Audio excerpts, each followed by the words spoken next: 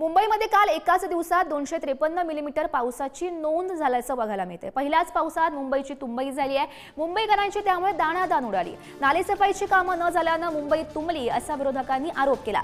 तर मान्सून वेळेआधीच आल्यानं मुंबईमध्ये काल पाणी सुद्धा साचलाय, सत्ताधाऱ्यांनी असं उत्तर दिलं। मान्सूनच्या पहिल्याच पावसात मुंबईची तुंबई नेमकी का झाली पाहूयात याची काही कारणं ग्राफिक्सच्या माध्यमातून। मान्सूनच्या पहिल्याच पावसात सर्व यंत्रणा अपयशी ठरल्यात। RCC box drain, micro tunneling, flood gate, पाणी साठवण टाक्या, मिनी पंपिंग स्टेशन कोट्यवधी खर्च करूनही प्रत्यक्षात त्यांचा काहीही उपयोग झाला नाही।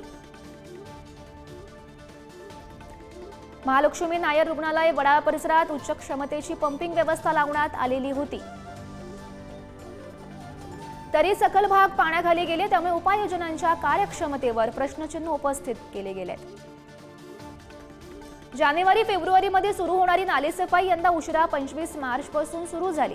केवळ 71.61% पाऊस झाला, जे किमान 85% होणं आवश्यक होतं।